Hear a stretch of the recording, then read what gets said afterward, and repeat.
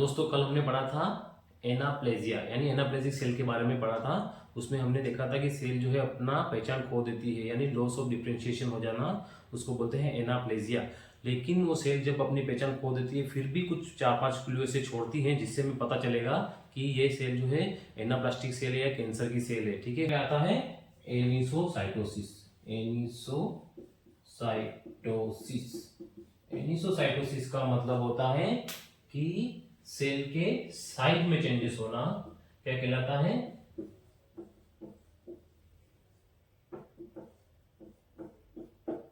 क्या कहलाता है? एनिसोसाइटोसिस। ठीक है, अब इसको एग्जांपल से समझते हैं। जैसे मान लिया जाए एक नॉर्मल आरबीसी है,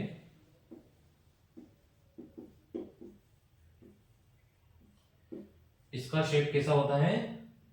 7.2 से 7.5 माइक्रोन। ठीक है, यानी हम एक एग्जांपल में समझ सकते हैं कि ये 7 to 8 माइक्रोन की होती है। ठीक है, इससे बड़ी नहीं होनी चाहिए और इससे छोटी नहीं होनी चाहिए। ठीक है, इसको बोलेंगे नॉर्मोसाइट्स। क्या बोलेंगे? नॉर्मल आरबीसी को क्या बोलेंगे? नॉर्मोसाइट। और अगर मान लिया जाए कि ये आरबीसी जो है, अगर इसकी साइज जो है 6 से कम हो जाए या फिर 8 से ज्यादा हो जाए, ठीक है, तो इसको क्या बोलेंगे? तो इसको बोलेंगे माइक्रोसाइट। और ज्यादा हो गई तो ये हो जाएगी मैक्रोसाइट। ठीक है, माइक्रोसाइट और मैक्रोसाइट। अब माइक्रोसाइट जो है किस किस कंडीशन में अपने को देखने को मिलती है, किस किस डिसीज कंडीशन में अपने को माइक्रोसाइट आरबीसी देखने को मिलती है? तो सबसे पहले डिजीज आएगी आयरन।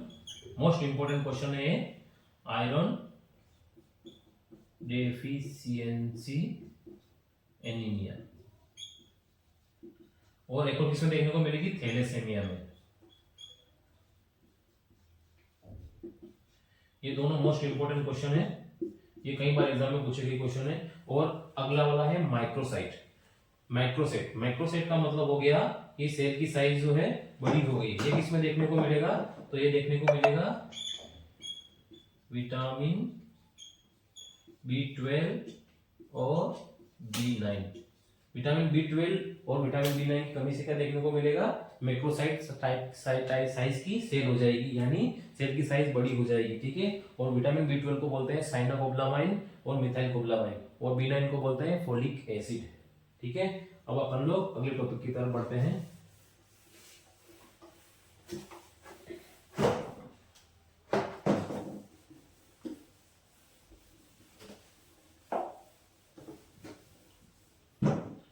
अगला है पोइकिलोसाइटोसिस। पोइकिलोसाइटोसिस। ठीक है, पोइकिलोसाइटोसिस। पोइकिलोसाइटोसिस में क्या होगा? सेल के शेप में चेंज होगा। क्या होगा? Change in shape of cell, यानी सेल के शेप में चेंज हो जाना क्या कहलाएगा? पोइकिलोसाइटोसिस। पोइकिलोसाइटोसिस इसको भी हम लोग एक एग्जांपल से समझते हैं कि जैसे मान लिया जाए नॉर्मल आरबीसी है,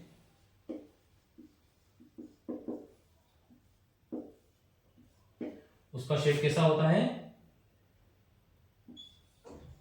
बाई कॉनकेव। कैसा होता है? इस टाइप का। इस टाइप का अगर ये नॉर्मल आरबीसी का शेप होता है। लेकिन अगर आरबीसी का शेप अगर इस टाइप का हो जाए, ठीक है, या फिर इस टाइप का हो जाए, या फिर इस टाइप का हो जाए, ठीक है, तो अगर इस टाइप का हो जाएगा तो इसको बोलेंगे टीयर ड्रॉप शेप। ठीक है, टीयर ड्रॉप शेप हो जाएगा। टीयर ड्रॉप शेप इसमें देखने को मिलेगा? देखने को मिलेगा माइलो फाइब्रोसिस। ठीक है, और ये दोनों तो जो है वो बहुत काफी इंपॉर्टेंट क्वेश्चन है। ये है सिकल शेप। सिकल शेप किसमें देखने को मिलेगा? ये सिकल सेल डिजीज में देखने को मिलेगा।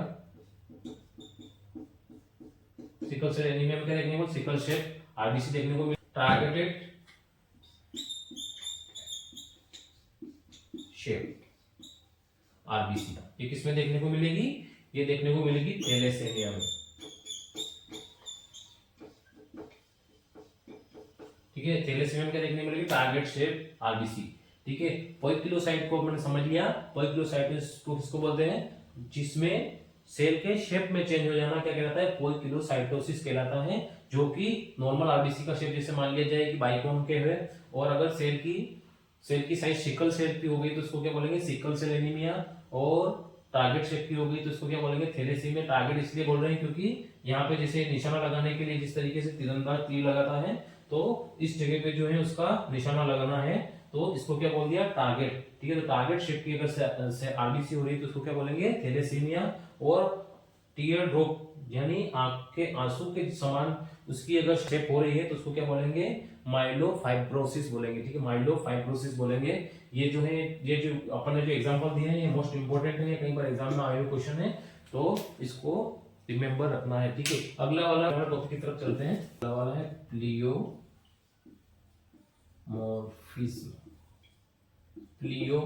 प्लियोमॉर्फिज्म में क्या होगा कि wide variation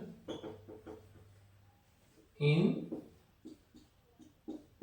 cell size and shape. ठीक है, यानी प्लियोमॉर्फिज्म में सेल के साइज और शेप दोनों में परिवर्तन हो जाएगा, उसको बोलेंगे प्लियोमॉर्फिज्म। ठीक है, यानी अपन ने जो पढ़ा था एनिसोसाइटोसिस और पॉइकिलोसाइटोसिस, उन दोनों का मिश्रण है ये प्लियोमॉर्फिज्म। इसमें सेल के साइज और शेप दोनों में चेंजेस हो रहे हैं। ठीक है, और एक और है न्यूक्लियो साइटोप्लाज्मिक रेशियो। ठीक है, तो नॉर्मल न्यूक्लियोसाइटोप्लाज्मिक रेशियो जो है वो कितना होता है, 1:5। ठीक है, यानी इसको एग्जांपल से समझते हैं। जैसे मान लिया जाए ये अपनी बॉडी की एक नॉर्मल आरबीसी है, ये नॉर्मल सेल है, सॉरी एक नॉर्मल सेल है, इसमें एक न्यूक्लियस है।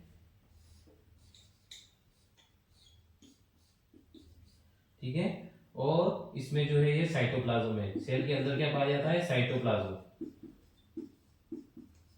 माइटोकॉन्ड्रिया, गाल्जी एपेटस और जितने भी सेल के सेल्यूलर ऑर्गेनेल्स होते हैं वो सारे क्या कहलाते हैं, साइटोप्लाज्म कहलाते हैं, एक्सेप्ट न्यूक्लियस। न्यूक्लियस को छोड़ के जो भी सेल के कंटेंट होते हैं वो क्या कहलाते हैं, साइटोप्लाज्म।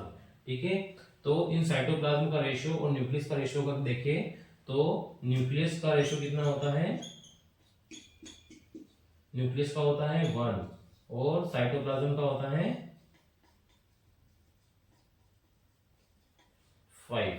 ठीक है, यानी न्यूक्लियस इसमें 1 रहेगा तो साइटोप्लाज्म इसमें 5 रहेंगे, इतना इसमें रेशियो रहता है। लेकिन कैंसर, अगर ये कैंसर हुआ